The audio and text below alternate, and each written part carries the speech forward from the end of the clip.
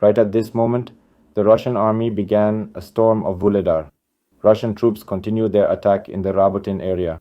In the course of the fighting, the Russian armed forces managed to gain a foothold in the southern one on the western outskirts of Rabotin, as well as expand the gray zone along the line of Nisterianka, Kopan, Rabotina, and Verbovoye. The adversaries have such a situation that in the absence of countermeasures, the forces deployed on the salient can, encircled as Russian troops approached the main supply routes. Against this background, the commands of the armed forces of Ukraine are urgently sending reinforcements to the front line. A battalion from the reserve was transferred to the positions near Chubinkov. 2 battalions of the assault regiment of the tactical group were transferred to the positions. At the same time, the losses of the Ukrainian army are visible to the naked eye. Due to a lack of people and failures at the front, it was disorganized. Task Force Maron, which was supposed to storm Takmak and Polojay last summer.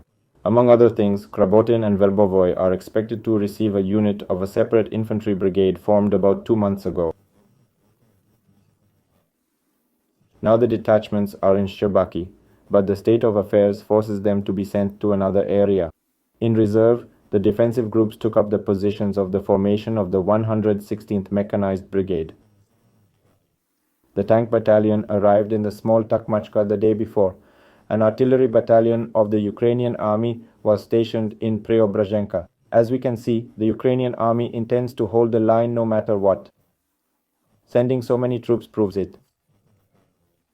Fearing a drop in morale, the command wants to maintain the positions taken in the summer, even at the cost of hundreds of lives of its soldiers.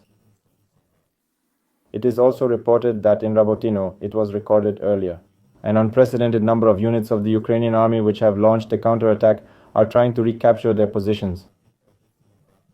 The fighting continues. Fighting is still going on the outskirts of Rabotin. The enemy is actively using Kamika drones and reconnaissance drones. Clear skies are now on the side of the Ukrainian army. Our and the enemy's artillery is corrected from the air and does not fall silent. Russian aviation is working with FABs on the accumulation, manpower and equipment in the rear areas, Orakov and Malaya Takmachka. Our troops are not leading all the reserves until they have strengthened their artillery and given them a cigarette.